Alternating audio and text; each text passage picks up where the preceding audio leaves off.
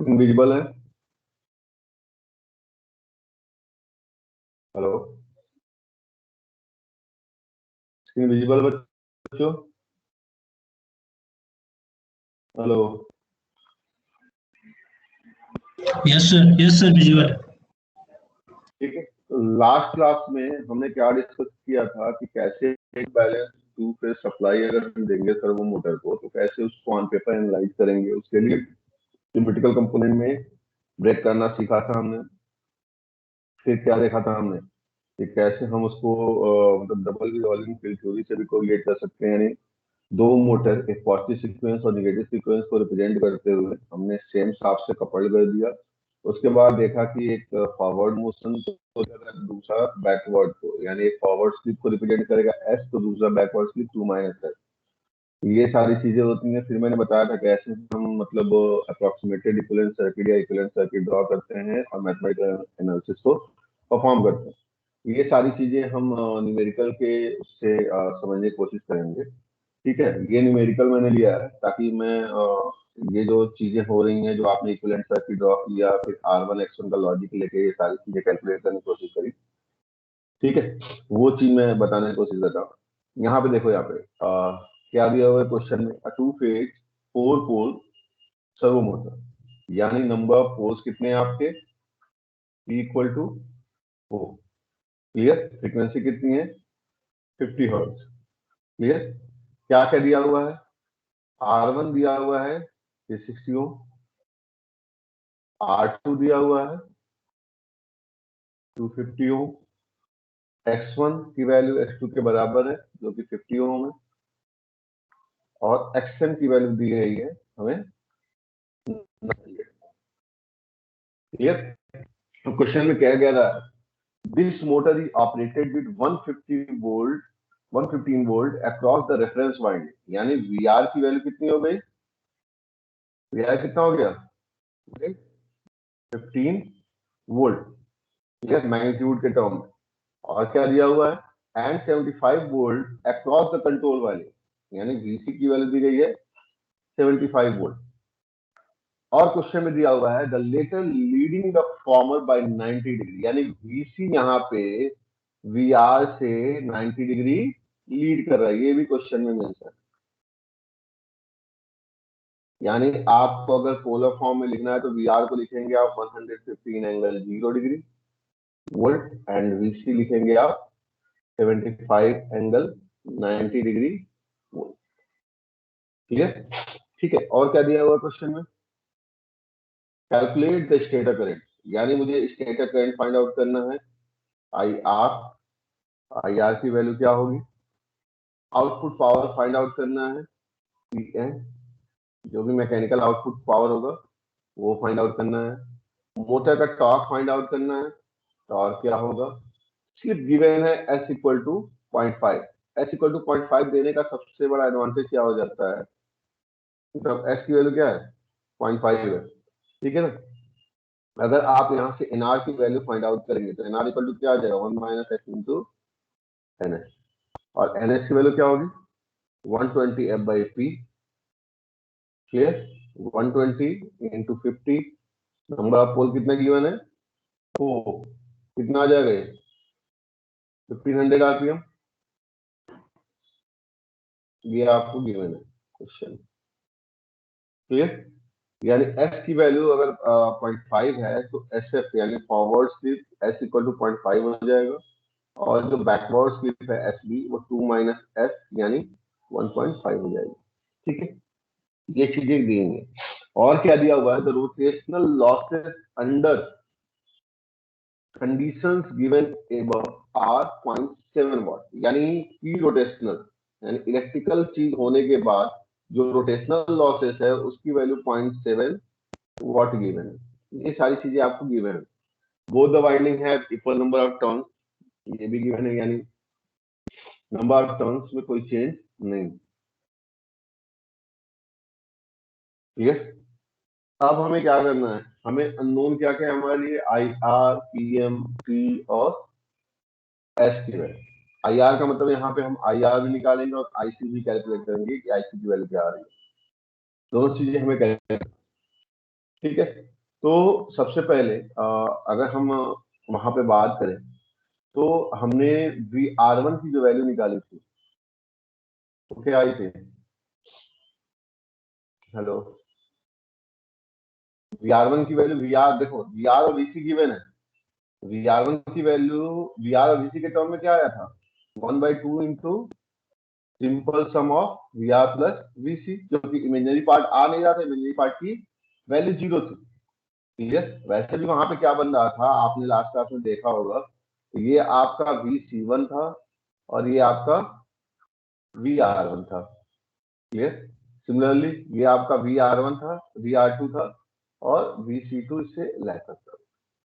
यही देखा था हमने। Hello hello, Yes, sir. Am I audible or not? Yes, sir.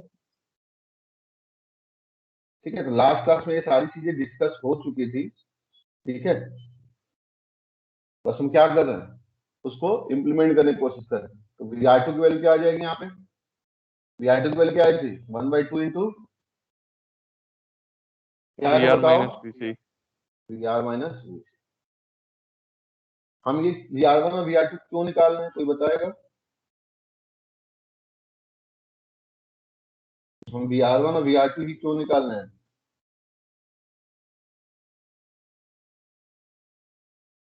Hello seal, sir reference मान के रखे हैं इस वजह से।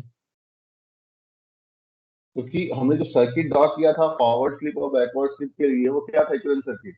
VR1 और VR2 पे ही बेस था। ठीक है, अगर मुझे VR1 और VR2 पता है, क्लियर, तो ऑब्वियस सी बात है VR की वैल्यू क्या होती है? VR1 plus VR2। IR की वैल्यू क्या होती है? IR1 plus IR2। और VC की वैल्यू क्या आ जाती है? VC की वैल्यू क्या आ जाती है VR1 और VR2 के टर्म में? क्या निकाला था हमने?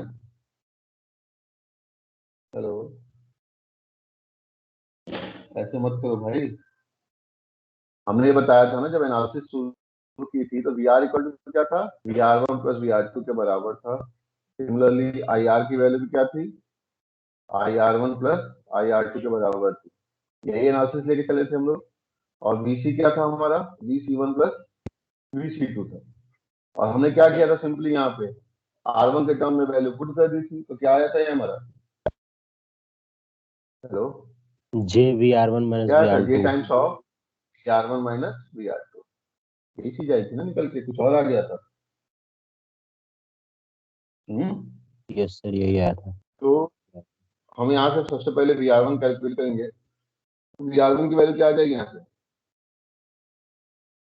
बताओ? 1/2 टाइम्स ऑफ VR की वैल्यू 115 प्लस 75, कितना आ गया ये? कैलकुलेट करो, बताओ ये कितना आ गया? 190/2, कितना आ गया? 95।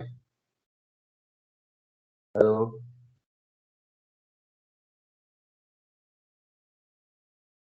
यस अरे सर। बोलोगे भाई? बोलना मना होता है क्या तुम लोग को? हाँ, यानी आप इसको क्या लिख सकते हैं? 95 ∠0। यहाँ पे कोई इमेजनरी टर्म नहीं आता है। हमने ऑलरेडी लास्ट क्लास में देखा था कि इमेजनरी टर्म नहीं आता है। जे इंटू जे होता है, J into J and J square यानी -1 के बराबर जाता है, तो इसलिए यहाँ पे प्लस हो जाता है, यहाँ पे माइनस हो जाता है। ये सारी चीजें हम ऑलरेडी डिस्कस कर चुके हैं। VR2 की वैल्यू क्या हो जाएगी? 1/2 VR 115 माइनस 75, ये कितना आ रहा? 20 ∠0। 20 ∠0। ठीक है, तो हमने VR1 और VR2 निकाल लिया। VR1 और VR2 क्यों निकाल रहे हैं हम लोग? क्योंकि हमें क्या चाहिए? IR1 और IR2 चाहिए। अगर हमें IR1 और IR2 मिल गया तो हम क्या कर सकते हैं? IR की वैल्यू भी कैलकुलेट कर सकते हैं और IC की वैल्यू क्या हो जाएगी यहाँ से? J times of IR1 minus IR2 के बराबर। यानी हम कंट्रोल वाइंडिंग का भी करंट फाइंड आउट कर सकते हैं और रेफरेंस वाइंडिंग का भी करंट फाइंड आउट कर सकते हैं। लेकिन हमें क्या चाहिए उसके लिए? IR1 चाहिए। IR1 की वैल्यू क्या है और IR2 की वैल्यू क्या है? ये वैल्यू अगर हमें फाइंड आउट कर लिया तो हमारा काम आसान हो जाएगा। तो उसके लिए आपको बताया गया था कि कैसे ये डबल रिवॉल्विंग फील्ड थ्योरी की तरह वर्क करता है और कैसे फॉरवर्ड और बैकवर्ड स्लिप का कॉन्सेप्ट आता है पॉजिटिव और नेगेटिव सीक्वेंस के लिए। तो मैं अगर पॉजिटिव सीक्वेंस के लिए बात करूं तो हमारा सर्किट क्या बन के आता था, स्मॉल r1 jx1, ये आपका jxm, ये आपका jx2, ये आपका r2/s। यही था हमारा पॉजिटिव सीक्वेंस के लिए सर्किट। यस, नेगेटिव सीक्वेंस में क्या हो जाता है, सिंपली r2/2 - s हो जाएगा। बाकी सारी चीजें क्या रहेंगी, क्योंकि सारी वैल्यू आपको गिवन है, सारी value r1 r2 x1 x2 ये सारी वैल्यू आपको गिवन है। मैंने क्या बोला था कि आप इस सर्किट को क्या करेंगे, हम अगर इसको a और b नोड मान लें, यस, इसको हम एज्यूम कर लें a और b नोड, तो मैं ab को रिप्रेजेंट कर दूंगा कैसे, मैं ab के अक्रॉस अगर इक्विवेलेंट रेजिस्टेंस निकाल लूं तो मैं कैसे उसको रिप्रेजेंट कर दूंगा, ये मैंने लास्ट क्लास में डिस्कस किया था। मैं इसको लिख दे रहा हूं, रियल पार्ट आएगा कुछ और कुछ इसका इमेजिनरी पार्ट आएगा।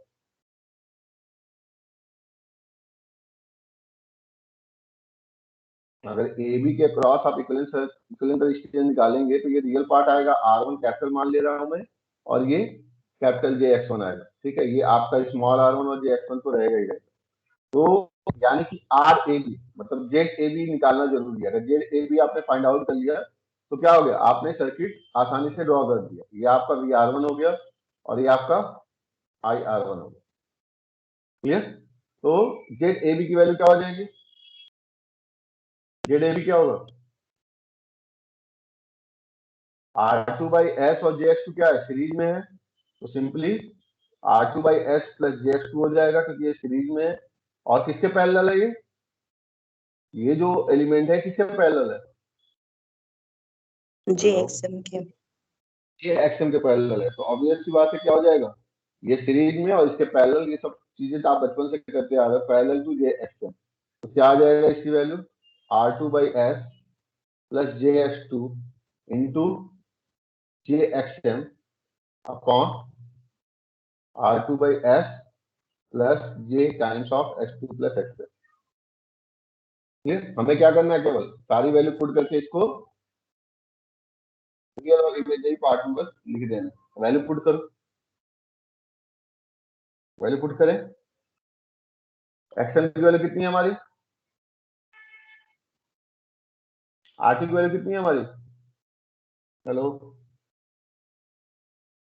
R2 कितना था हमारा 250 ओम अपॉन X की वैल्यू कितनी थी हमारी 0.5 प्लस J X2 की वैल्यू कितनी थी हमारी 50 इंटू JXM, XM की वैल्यू कितनी थी हमारी 900 ओम 800 upon 250 upon 0.5 plus J50 plus 900। जब आप इसको सॉल्व करोगे ना, तो सॉल्व करने के बाद जो आपको मिलेगा वो वैल्यू क्या मिलेगी, बस मैं सीधे सीधे बता दे रहा हूँ आपको। ये आपको मिलेगी 351.47 प्लस J टाइम्स ऑफ 232.28 ओ, और यही क्या आपका R1 प्लस JX। क्लियर है चीज, हेलो? मैंने ऐसा क्यों किया, इसके पीछे क्या लॉजिक है, क्या बताया था मैंने लास्ट क्लास में, कोई बताओ, राना क्या बोला था लास्ट क्लास में, ऐसा हम क्यों कर रहे हैं, हेलो जसवंत? Yes sir. ऐसा हम क्यों कर रहे हैं, क्यों हमने इसका रिजल्टेंट निकाला,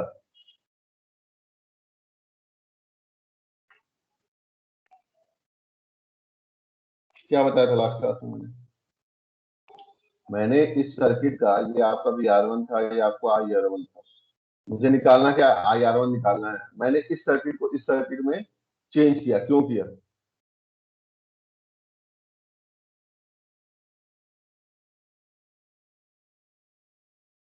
बघेल?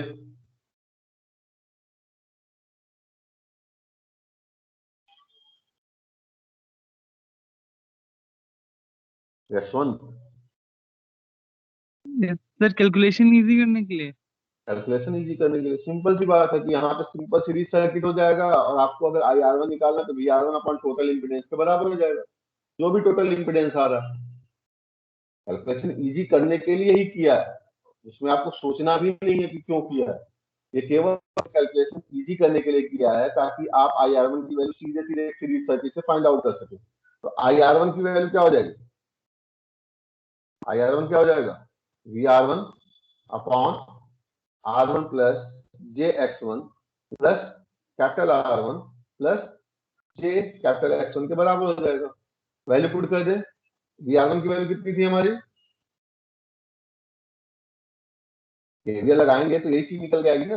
VR1 की वैल्यू कितनी थी हमारी, ये बार बार बताने की जरूरत नहीं है, केवीएल लगाओ ये कर दो, ठीक है, ये अंडरस्टूड हो जाना चाहिए क्योंकि आप लोग छठे सेमेस्टर में। VR1 कितना हमारा 95 एंगल 0 अपॉन स्मॉल R1 की वैल्यू कितनी है,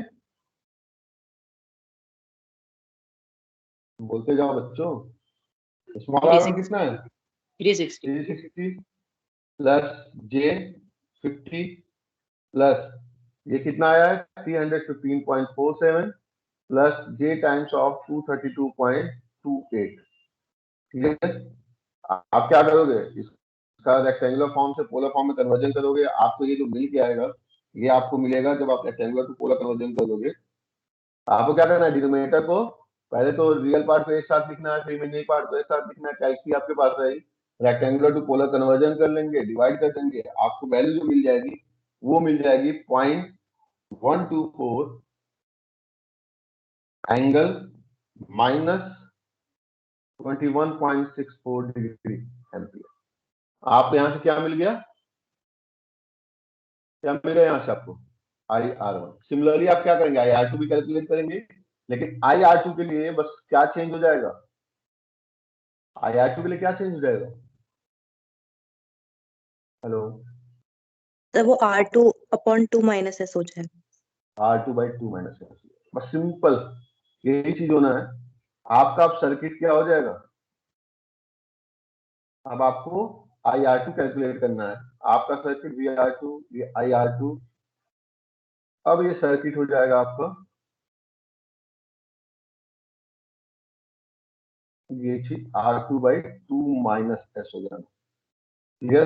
फिर से वही चीजें हैं, JXM JX2 R1 JX1, आप जब इसको रिप्लेस करोगे इक्विवेलेंट सर्किट से तो ये आपका बन जाएगा ऐसे कुछ।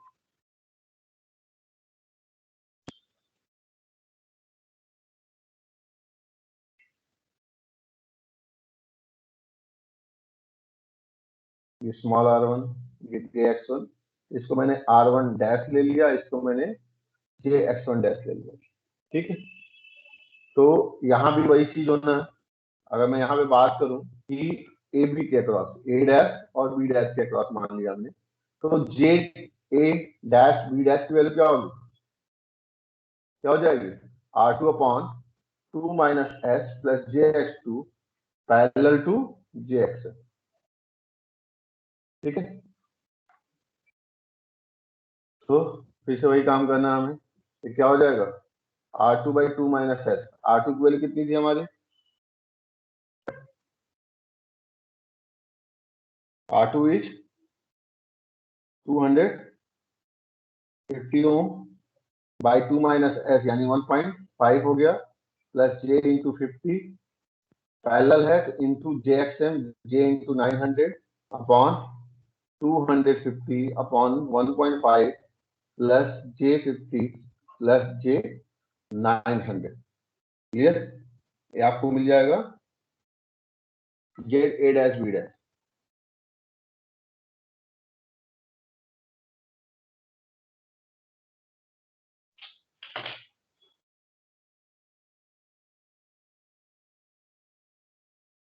यहां से जो आप सॉल्व करोगे तो ZA डैश B डैश की जो वैल्यू मिल के आएगी वो आएगी आपको 145.11 plus J into 72.82।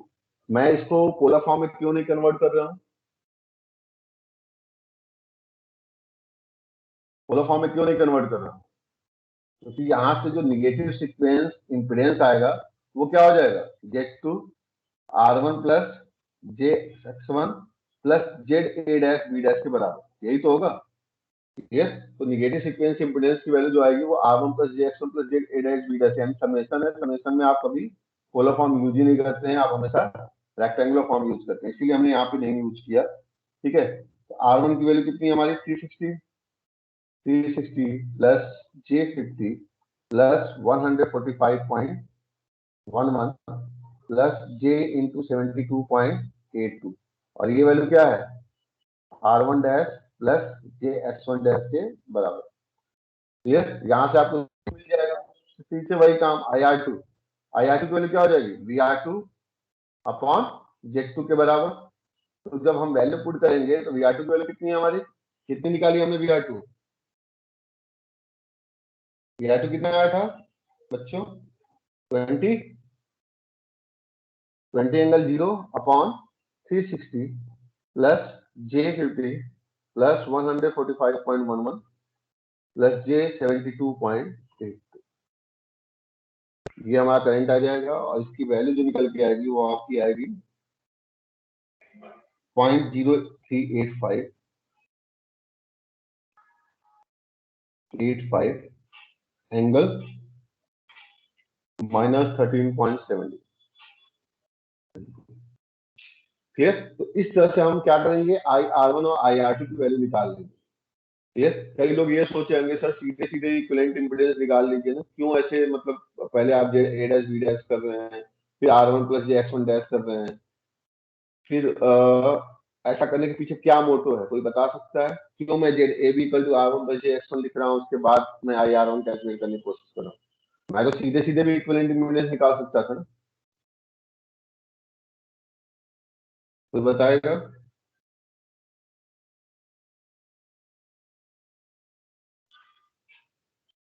Anybody,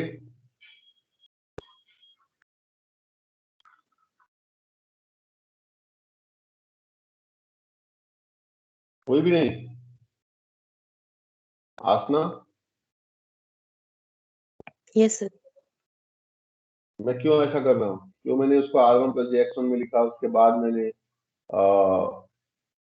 Z1 की वैल्यू कैलकुलेट करी या Z2 की वैल्यू कैलकुलेट करी, क्यों नहीं मैंने सीधे इक्विवेलेंट इम्पीडेंस निकाल लिया, क्योंकि सर्किट है, सर्किट में सीरीज पैरेलल कॉम्बिनेशन है, तो हम सीधे भी इम्पीडेंस निकाल सकते हैं। क्या बताया था लास्ट क्लास में मैंने पावर से रिलेटेड कुछ बताया था। सर इसमें आउटपुट पावर निकालनी है तो उसमें फिर एयर गैप पावर निकालने के लिए पावर भी चाहिए। निकालने के लिए आपको क्या करना है, I² R तो लेना है ना, बिल्कुल सही बोला तुमने कि एयर गैप पावर निकालने के लिए आपको I², वैसे तो क्या होता है air gap power, I2² into R2/S, लेकिन आपने जब उसका इक्विवेलेंट किया तो जो आपका रियल पार्ट मिला वो R1 मिल गया। अब उस R1 में करंट कितना फ्लो हो रहा है, IR1, तो उस वजह से अब air gap power IR1² into R1 हो जाएगा। तो इसीलिए हम उसको सेपरेट कर लेते हैं ताकि हम बाद में फिर से उसको रिकैलकुलेट ना करें, करंट डिवाइडर रूल लगाएं, फिर करंट को हम मेजर करें, उसके बाद हम ये चीज करें, आपका कैलकुलेशन बढ़ जाएगा। आप चाहो तो वैसे भी कर सकते हो, आप IR1 निकाल लो, फिर करंट डिवाइडर रूल लगाओ, R2/S में कितना करंट फ्लो हो रहा है वो निकालो, I2² इंटू R2/S निकाल लो, ये भी तरीका है। लेकिन जब आपने एक बार कैलकुलेशन को इजी करने के लिए सीरीज सर्किट में उसको फॉर्म कर लिया, तो फिर रिएक्ट, अगर आपको एक्टिव पावर निकालना है तो एक्टिव पावर क्या होगा, जो उसका रियल पार्ट होगा उसके थ्रू जो भी पावर लॉस हो रहा है या जो भी पावर कन्वर्जन हो रहा है वही आपका एक्टिव पावर होगा। ये तो दोबारा आपको उसको करंट डिवाइडर रूल अप्लाई करके R2/S में कितना करंट फ्लो हो रहा है ये निकालने की जरूरत नहीं है, आप सीधे IR1² इंटू R1 निकालोगे वो PG1 आ जाएगा, IR2² इंटू R2 निकाल लोगे, R1 निकाल लोगे वो आपका PG2 आ जाएगा। क्लियर है चीज, ठीक है। तो हमें यहाँ पे क्या मिल गया, IR1 और IR2 की वैल्यू मिल गई, हमें क्या क्या निकालना है, IR फाइंड आउट करना था और IC फाइंड आउट करना था। IR की वैल्यू क्या हो जाएगी, सिंपली IR1 प्लस IR2 के बराबर। क्लियर, IR1 की वैल्यू हमारी कितनी निकल के आई थी, कितना आया था, 0.124 एंगल -21.64 डिग्री। और आई आर टू की वैल्यू हमारी कितनी निकल के आई थी, प्लस 0.0385 एंगल -13.7 डिग्री। फिर से वही काम करना है आपको, रेक्टेंगुलर टू मतलब पोलर टू रेक्टेंगुलर कन्वर्जन करना है, क्योंकि समेशन है यहाँ पे, तो पोलर से रेक्टेंगुलर कन्वर्जन करके फिर सम करके फिर आपको क्या करना है, रेक्टेंगुलर टू पोलर कन्वर्जन कर लेना। तो इसकी वैल्यू जो निकल के आएगी ना, वो निकल के आ जाएगी, मैं फाइनल वैल्यू बता रहा हूँ, ये आप लोग कर लीजिएगा, ठीक है, क्योंकि आपका एक एलसी से भी हो जाएगा। ये आपका निकल के आएगा 0.1623 एंगल -19.85 डिग्री। ये आपका हो गया I R. Clear. Similarly IC की वैल्यू क्या आ जाएगी, J times of I R one minus I R two. Clear. Value put कर देंगे आप, J times of 0.124 angle -21.64 degree -0.0385 angle -13.7 degree. फिर से वही काम करना है आपको, इस पोलर फॉर्म को रेक्टेंगुलर फॉर्म में कन्वर्ट करना है, फिर इसको माइनस करना है, फिर उसको रेक्टेंगुलर टू पोलर कन्वर्जन करना है। अगर जे की वैल्यू की बात करें तो जे टर्म क्या होगा, अगर इसको आप रेक्टेंगुलर टू पोलर कन्वर्जन करेंगे तो जे को क्या लिखेंगे, एंगल प्लस 90 डिग्री। तो वो सब करने के बाद, मल्टीप्लाई करने के बाद आपको जो ओवरऑल वैल्यू निकल के आती है वो निकल के आएगी 0.0862 एंगल 64.67, ये आपको आईसी मिली। ठीक है, तो इस तरह हमने क्या किया, आईआर और आईसी की वैल्यू को कैलकुलेट कर लिया। ठीक है, अब आपको क्या निकालना, output power, mechanical output power. अगर मैकेनिकल आउटपुट पावर की बात करूं मैं यहाँ, तो मैकेनिकल आउटपुट पावर हम कैसे निकाल सकते हैं, अगर हमें पॉजिटिव सीक्वेंस और नेगेटिव सीक्वेंस पता है तो मैकेनिकल आउटपुट पावर हम कैसे निकालेंगे।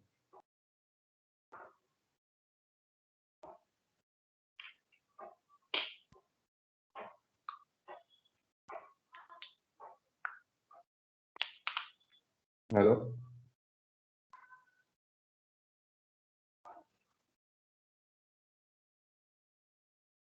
बताओ बच्चों।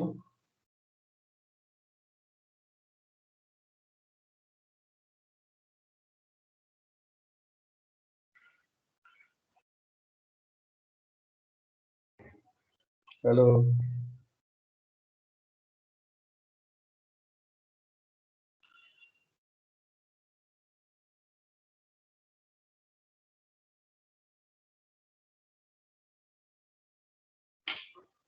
अरे बोलोगे, आवाज आ रही है। वन अगर माइनस मैं बात करूं पॉजिटिव सीक्वेंस की वजह से,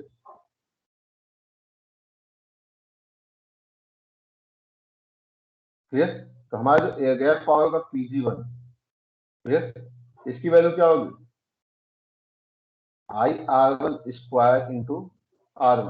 ये तो हो गया स्टेटर फेज, मतलब एक फेज के लिए, दोनों फेज के लिए वैल्यू क्या हो जाएगी, 2 into IR1 square into R1 के बराबर। Clear, Manna Manna. Yes sir. हाँ, कल जो क्वेश्चन तुम पूछ रहे थे, यही पूछ रहे थे ना कि अगर सर 3 फेज है तो वहां पे 3 से मल्टीप्लाई करते थे, यहाँ पे भी तो 2 से मल्टीप्लाई करना पड़ेगा।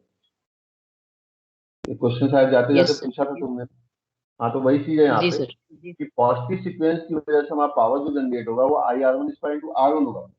क्लियर, लेकिन चूंकि 2 फेज बैलेंस सिस्टम है, क्योंकि सिमेट्रिकल कंपोनेंट हो गया तो बैलेंस हो गया, ये सिमेट्रिकल कंपोनेंट के बेसिस पे एनालिसिस हो रही है, तो ऑब्वियस सी बात है बैलेंस हो गया तो दोनों फेज का पावर क्या हो जाएगा, 2 into IR1 square into R1 के बराबर हो जाएगा।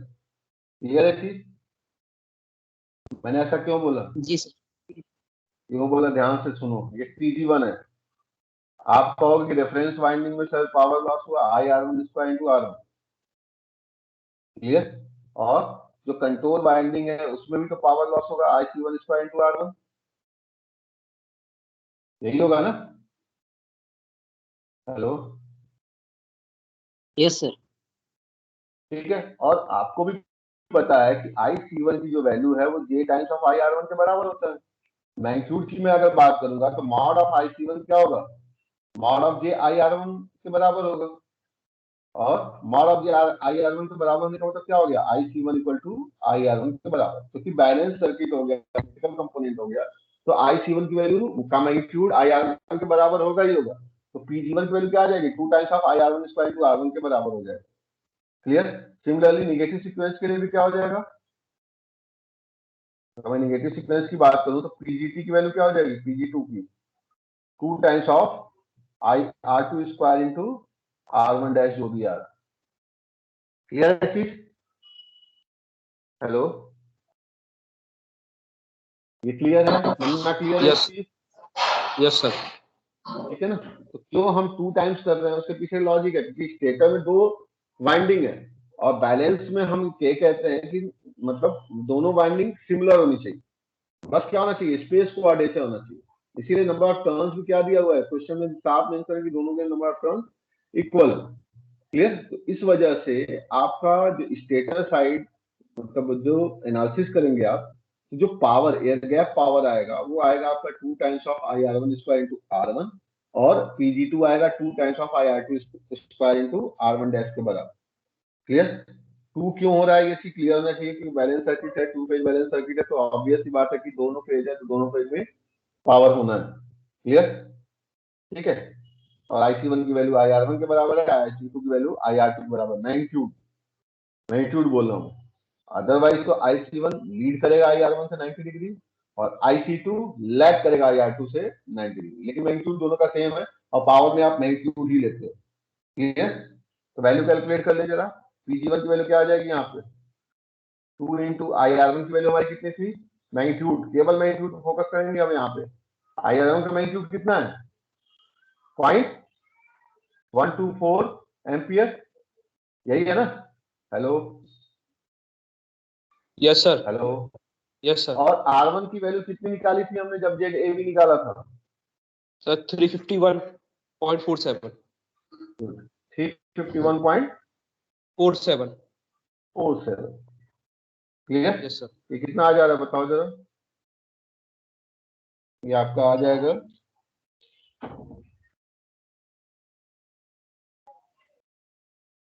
10.802 वॉट, 808 वॉट, 10.808 वॉट। ये आप कैलकुलेट करें ना, इसकी वैल्यू आ जाएगी 10.808 वॉट। इसी तरह Pg2 की बात करूं तो Pg2 क्या हो जाएगा, 2 into, clear, I R two की वैल्यू कितनी है हमारी, आई आर टू कितना, 0.038।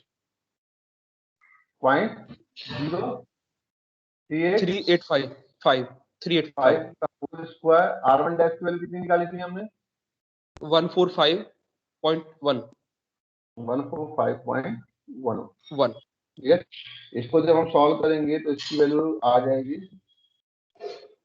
0.4302 वॉट। ठीक है। तो हमें पॉजिटिव सीक्वेंस और निगेटिव सीक्वेंस की वजह से जो एयर गैप पावर आ रहा है वो चीज हमें मिल गई। अब मेरा क्वेश्चन जो है वो बताना, डबल रिवॉल्विंग फील्ड थ्योरी में तुमने पढ़ा भी था, ये पीएम की वैल्यू क्या होगी, नेट मैकेनिकल आउटपुट पावर क्या है। ये 2 सीक्वेंसेज हैं, क्लॉकवाइज है, एंटी क्लॉकवाइज है, तो नेट आउटपुट पावर क्या आता था, sir 1 minus S into total air gap power होगा। यानी 1 minus S into PG one plus PG two. कितने लोग सहमत है इससे, कितने लोग बोल रहे हैं सही है? सर माइनस आएगा sir, PG minus PG one yes minus sir, minus आएगा। 1 minus S into PG one minus PG two. Yes sir. क्यों आता है माइनस, कोई बताएगा ये? माइनस आता है, ठीक है, पहला वाला गलत है, ऑब्वियस सी बात है, ये गलत है। माइनस क्यों आता है, एनीवन? चलो देखते हैं। देखो, अगर मैं पीएम की बात करूं तो एक फॉरवर्ड स्लिप है, दूसरा बैकवर्ड स्लिप है। तो फॉरवर्ड स्लिप की वजह से जो पावर आएगा वो 1 माइनस एस एस इंटू पीजी1 आएगा, यानी जो पॉजिटिव सीक्वेंस है वो फॉरवर्ड स्लिप को रिप्रेजेंट कर रहा है, plus 1 minus S B into PG two आएगा नेगेटिव सीक्वेंस की वजह से, क्योंकि वो बैकवर्ड स्लिप को रिप्रेजेंट कर रहा है, तो वो नेगेटिव सीक्वेंस का पावर रिप्रेजेंट कर रहा है। क्लियर?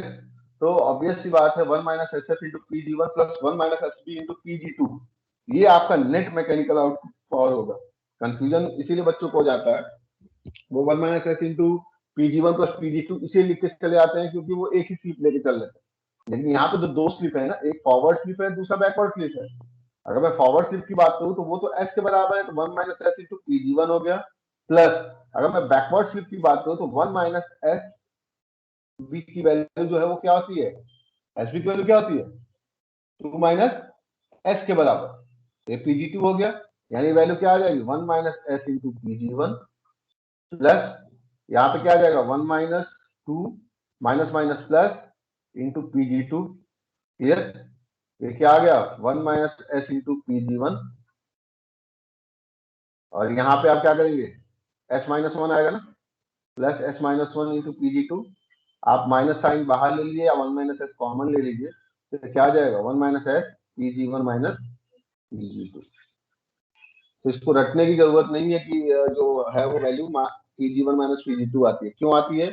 सिंपल लॉजिक है, क्योंकि एक का स्लिप एस एफ यानी एस है, तो दूसरे का स्लिप एस बी यानी 2 माइनस एस है, तो इसीलिए यहाँ पे जो आता है वैल्यू वो PG one minus PG two आता है। यानी next mechanical internal mechanical output क्या हो जाएगा 1 minus S into PG one minus PG two. Clear? 1 minus S यानी क्या हो जाएगा ये 1 माइनस एस की वैल्यू 0.5, पीजी वन की वैल्यू कितनी हमारी निकल के आई थी 10.808 माइनस इसकी वैल्यू कितनी आई थी 0.4321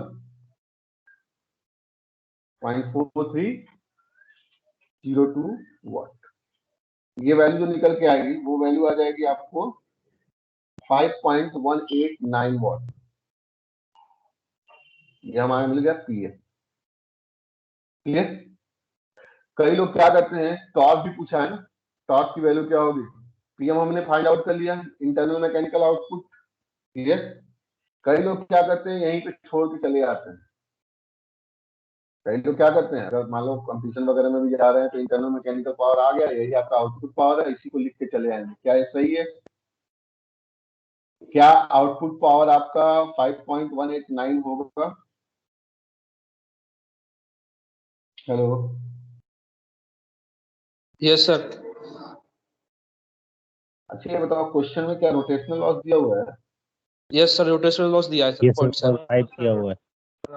यही गलती होती है, यस सर, रोटेशनल लॉस कितना दिया हुआ 0.7 वॉट दिया हुआ आई 0.7। थिंक।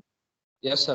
तो आपका जो नेट आउटपुट पावर होगा क्या वो पीएम के बराबर होगा? PM minus rotational loss. Obvious सी बात है, पीएम तो इंटरनल मैकेनिकल पावर डेवलप हो रहा है ना, तो इंटरनल मैकेनिकल पावर में आप क्या करेंगे, जो भी रोटेशनल लॉस हो रहा है उसको माइनस कर देंगे, तो ये क्या आ जाएगा 5.189 माइनस 0.7 वॉट, यानी इसकी वैल्यू कितनी आ जाएगी, कितना आ जाएगा ये 4.489। ठीक है, यस सर। ये आपका आंसर है, पी आउटपुट ये होगा, न कि ये, इसकी ध्यान रखिएगा। ठीक है, आपका ये पी आउटपुट है।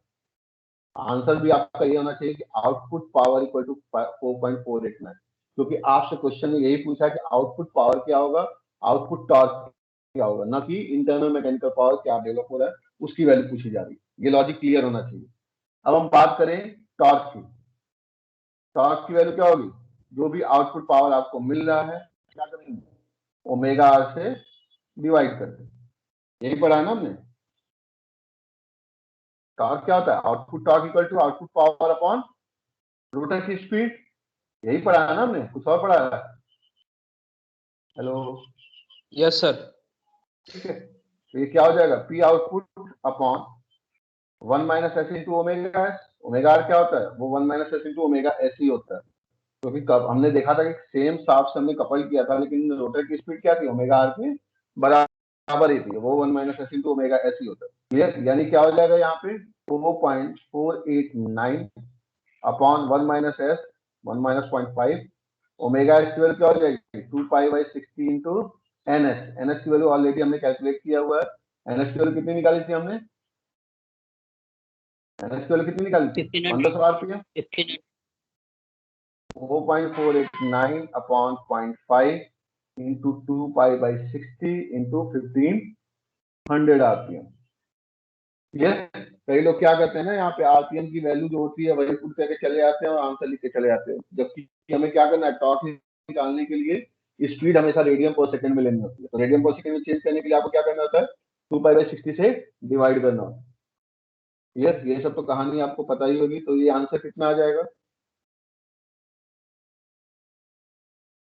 ये आ जाएगा आपका 0.0517 न्यूटन मीटर। मेन इस क्वेश्चन को उठाने के पीछे यही मतलब था कि आपको ये बताना क्यों हमने पॉजिटिव सीक्वेंस और नेगेटिव सीक्वेंस कंपोनेंट में ब्रेक किया, उसके पीछे का लॉजिक क्या है, ताकि हम mathematical analysis on paper easily कर सकें। ठीक, गलती यहाँ भी होती है बच्चों से कि Pg1 की value IR1 square into R1 लिख के चले आते हैं और Pg2 की value IR2 square into R1 dash लिख के चले आते हैं, जबकि स्टेटर साइड में दो वाइंडिंग है, control winding and difference winding. जब बैलेंस कंडीशन होगा तो दोनों वाइंडिंग में करंट और वोल्टेज सेम होंगे। तो सेम का मतलब मैग्नीट्यूड की बात कर रहा हूँ, मैग्नीट्यूड सेम होगा और स्पेस क्वाड्रेचर पे होगा। तो इस वजह से दोनों वाइंडिंग की वजह से जो नेट पावर होगा 2 into IR1 square into R1 या 2 into IR2 square into R1 dash होगा। ये चीज जरूर ध्यान रखिएगा आप लोग, यहाँ पे गलती नहीं होनी चाहिए। क्लियर, क्योंकि सिमेट्रिकल कंपोनेंट एक बैलेंस कंपोनेंट होता है, उसके पीछे का लॉजिक यही है। और हमें क्या करना है इस क्वेश्चन में, मेन मोटो हमारा इस क्वेश्चन का यही है कि हमें IC IR निकालना है, फिर हमें P निकालना है, क्लियर, नेट आउटपुट पावर निकालना है, हमें PM नहीं निकालना है, क्या निकालना है, नेट आउटपुट पावर। यहाँ पे हमने PM लिख दिया है, ये आपका नेट आउटपुट पावर निकालना है। क्लियर, और उसके लिए बस दिमाग में ये रखो कि IR1 और IR2 ये दो वैल्यूज अगर हमने फाइंड आउट कर लिए तो सारी वैल्यूज हमको मिलती जाएगी। तो IR1 और IR2 फाइंड आउट करने के लिए आपको इक्विवेलेंट सर्किट के बेसिस पे जाना होगा और आपको उसको सॉल्व करके IR1 IR2 निकालना होगा, फिर उसके बाद ये सारी चीजें करनी है। IR1 IR2 कैलकुलेट करते समय ये चीज ध्यान रखना है कि आपको सर्किट ऐसे बनाना, सिंपल सीरीज सर्किट जहाँ पे R1 डैश हो और R1 हो, ताकि आप एयर गैप पावर सीधे सीधे कैलकुलेट कर सकें कि IR1 स्क्वायर इंटू R1 होगा और IR2 square into R1 dash होगा, पॉजिटिव और निगेटिव सीक्वेंस से। ठीक है, अदरवाइज तो आप IR1 निकाल लीजिए, फिर करंट डिवाइडर रूल से आप करंट निकालिए और एयर गैप पावर निकाल लीजिए, ये भी तरीका होता है। यहाँ से क्या करेंगे, ये IM हो जाएगा और ये I2 हो जाएगा। आप I2 निकाल लीजिए करंट डिवाइडर रूल से, क्योंकि I2 पता चल गया आपको, I2 निकल जाएगा तो I2 square into R2/2 minus search कर दीजिए, अब आपका एयर गैप पावर हो जाएगा। ये भी तरीका है, लेकिन उस तरीके को करने का मतलब क्या है, जब एक बार आपने टाइम दे दिया तो दोबारा टाइम देने का कोई मतलब नहीं बनता। क्लियर, तो मेरे ख्याल से आपको क्लियर हुआ होगा कैसे आपको क्वेश्चन को अटेंड करना है। टाइम ज्यादा हो गया क्या?